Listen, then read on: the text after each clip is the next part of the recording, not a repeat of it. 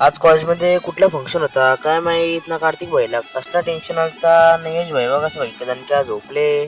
तर काही एक शायरी लिहिली विनी तो तुम्ही ऐका हो. तेरे आंखों के सामने ये शहर कौन देखेगा, तू दरिया सी है ये लहर. तो चलिए शुरू करते हैं। जय श्रीराम भावनो. सकाळ सकाळ सुटलो ना केला मिनी ब्लॉगचा भाई. आज होता मिनी ब्लॉगचा डे 36 ना भाई. लय बेकार थंडी होती न काय तशी गॅस घेतली बॅग निघलो भाई डायरेक्ट कॉलेजला जायला.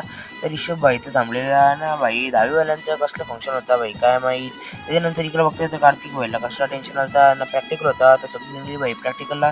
तर या भाईंचा काय टाइमपास चाललेला काय माहीत भाई. निसे टाइमपास करता नाही येत पण प्रॅक्टिकलला.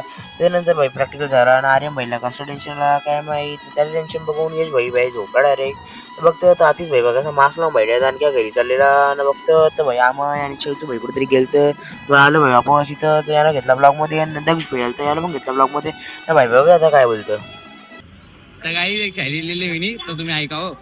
तेरे आंखों के सामने ये शहर कौन देखेगा, तू दरिया सी है ये लहर कौन देखेगा, तू खूबसूरत से भी ज्यादा खूबसूरत है, तू खूबसूरत से भी ज्यादा खूबसूरत है, तुझे देखने के बाद ताजमहल कौन देखेगा. वाह वाह.